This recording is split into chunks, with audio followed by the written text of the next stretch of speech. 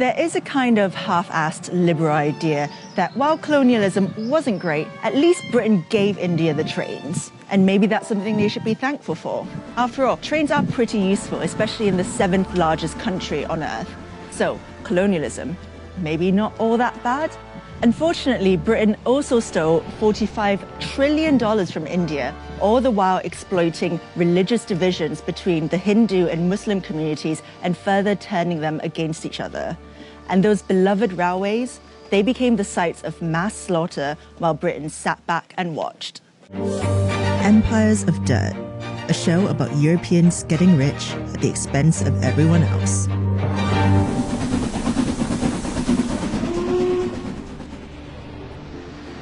Britain first got involved in India through the East India Company, which had its headquarters right here on Leadenhall Street. A private company owned by London stockholders, the East India Company grew over the next 300 years to become a quasi-governmental body with its own army and laws responsible for trading spices, cotton, silk and tea all over the world. By 1858, ownership of the East India Company had been transferred to Queen Victoria after the failed Indian Rebellion. Trains were the brainchild of British engineers. The East India Company would use railways to transport exploited resources like cotton and coal more efficiently around India. And it worked. Between 1853 and 1924, a railway network was created to help Britain extract from India relentlessly. And it's not like we gave India the railways either, by the way. We made India pay for them, and we ripped them off in the process. Despite Indian mechanics having their own efficient, cheap designs, Britain made India buy trains from them. Between 1854 and 1947, over 14,000 locomotives were imported from the UK to India. Initially, Indians weren't even allowed to work on the trains. They were staffed entirely by white people, from the board directors to the ticket collectors. The railways made little profit, but British shareholders who invested in its construction made vast returns, guaranteed at the expense of Indian taxpayers who had to pay for it. India's railways were basically like someone burgling your house, building a ramp to wheel all your stuff out, sending you a bill for that ramp, and expecting a round of applause at the end of it. Now that the railways were built, Britain could get down to the task at hand, squeezing India for every last ounce of profit. They were really good at it. In the 1600s, when the East India Company was established, Britain accounted for less than 2% of the world's GDP, while India accounted for almost a quarter of it. By the 18th century, Britain had become one of the most powerful empires in the world, while the prosperity of the Mughal Empire was fading fast.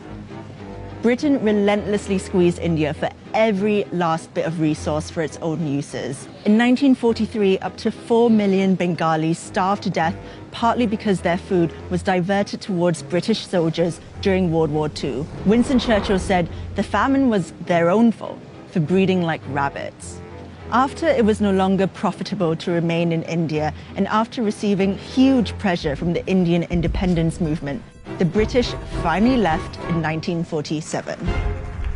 Before they went, they split the country into two, Hindu-majority India and Muslim-majority Pakistan, in an act that became known as partition.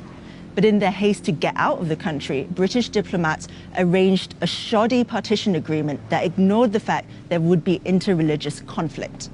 Cyril Radcliffe, the British lawyer assigned to draw the borders of Pakistan and India, was given 40 days to do it. After partition, millions of Muslims trekked to Pakistan and what is now known as Bangladesh, while Indians and Sikhs headed the other way. Violence between Pakistan and India ensued. Within a year of the British leaving, 15 million people were displaced and between 1 and 2 million people were dead. Trains became the sites for mass murder during the migration. Trains filled with refugees crossing the border on each side were stopped, and everyone on board was murdered. Women were captured and raped. Carriages were set on fire with petrol, with people still inside. The only ones spared were the drivers, so they could transport their trains full of dead bodies to the final destination. The British knew about the train massacres, but they'd already washed their hands clean of India. Prime Minister Clement Attlee, writing to Lord Mountbatten, the last Viceroy of India in 1947, said, "Keep India united if you can. If not, save something from the wreck. In any case, get Britain out." Despite all this, the 4 million starved to death, the careless partition, the $45 trillion they stole from the Indian people, many don't think that the British did anything wrong in India. A YouGov poll in 2014 found that 59% of respondents thought the British Empire was something to be proud of, and only 19% were ashamed of its misdeeds. Trains, cricket, empire. What could possibly be wrong with that?